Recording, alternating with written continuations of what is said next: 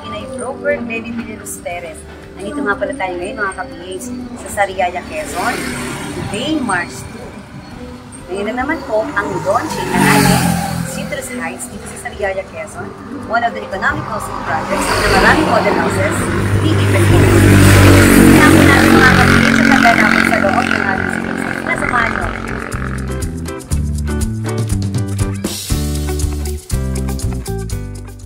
Ngayon, nagkakasayahan po ang ating mga sellers, nagkakantahan sila. So, ganun po kalimitan na nangyayari kapag ground launching. May mga buyers din po tayo nag-meeting, meron din po mga nagre-reserve dito sa isa sa pinaka-affordable na economic housing projects na along highway ng Sariaya, Quezon, Citrus Heights mga kapatid. Silipin nga po natin kung ano pa ba ang development dito ngayon sa Citrus Heights.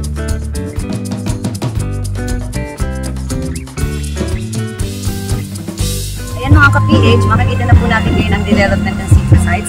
Makikita na po natin sa likod ko. Ayan yung dati po na pulos punuan. Makikita na po natin ngayon.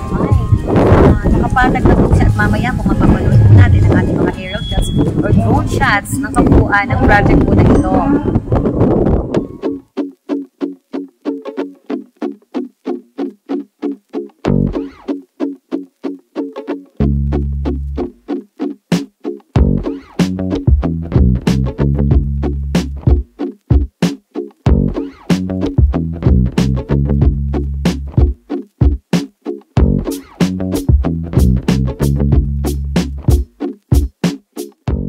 Ayan mga ka-PH, makikita po natin sa drone shots natin ang kabuuan po ng ating Citrus Heights. Ayan, ang development mga ka-PH. Dati po kasi, marami po itong puno, yung last update po natin. So ngayon, nakita natin na tapos na po ang clearing stage. In fact, nasa layouting na po tayo ng mga blocks. Ayan, makikita naman po natin yung mga equipments na po na yon. Makikita po natin those heavy equipments na mga ginagamit po sa mga susunod pang development kasi mukhang after the clearing stage mukhang natapos na rin po ang ating land filling and compaction. Kaya po nakapag-start na po sila mag-layout ng ating mga blocks. Ayan, nakaka-excite mga ka-PH. So napakaganda po ng kabuuan ng ating Citrus Heights.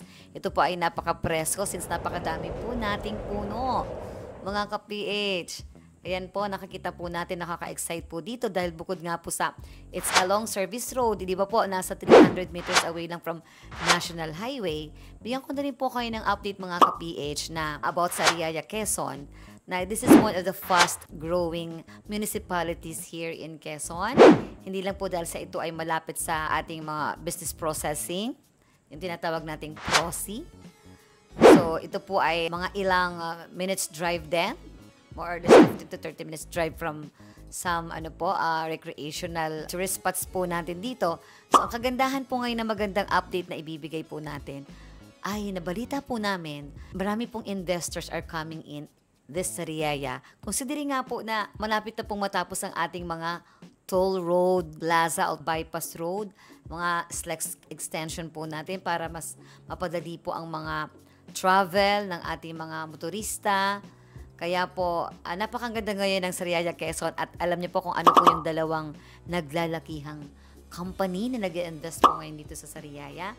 Ayan, abangan niyo po yan mga ka-PH sa susunod nating episode kasi doon po natin i-reveal ano ang dalawang companies na malaki na yon na mag-i-invest po dito sa Sariaya, Quezon. But for now, you can comment down below if you want to have a guess. So, feel free po to comment down below kung ano po yung mag-guess po natin na companies. Kasi po sa next episode, titingnan natin kung tumama po tayo at meron po tayong prize or reward po doon sa mga first 10 na makakahula po ng dalawang companies who are coming in sa Sariaya, Quezon.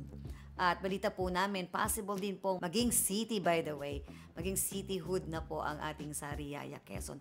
And what does that mean guys? So bukod sa maraming investors, at magkakaroon ng maraming employment. So, ibig sabihin, there will be a higher or greater demand for housing.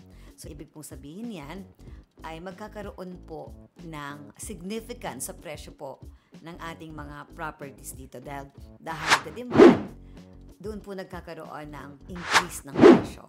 May kinalaman po ang ating demand sa pagtaas ng presyo bukod po sa mga developments na nagaganap around or within the projects or the housing projects po natin. Kaya ay mga ka-PH, sa mga hindi pa po nakaka-avail, tawag na po tayo. Call us now para po magkaroon tayo ng chance na magkaroon ng unit po dito sa Citrus Heights. Another good news po kasi dito sa Citrus Heights mga ka-PH, ay meron po tayong 4 na model house na pagpipilian. Ang pinaka-affordable po natin syempre, yung ating regular townhouse 44, a 2-story townhouse with a 36 square meter lot. Meron po kayong extra 8 square meter lot sa likod at 6 square meter lot sa harapan. And then po, we also have townhouse with carport. Yan po yung, kumbaga, same model house po tayo ng regular townhouse, pero ang pagkakaiba naman po nito is meron po tayong allotted space for a carport po sa harapan po ng ating bahay. Ito na po ang nakita namin na pinaka-affordable na 2-story na bahay na may garahe. May provision for garage or carport. At meron pa po tayong duplex. Kung gusto niyo naman po ng dalawahan lang na unit, so meron po tayo ditong duplex. Meron din po yung provision for carport, or sa mga gusto po ng mga single attached, so meron din po tayo dito. So ano pang inaantay natin mga ka-PH? Tawag na po para wag tayong maubusan at maabutan ng price increase ng Citrus Heights.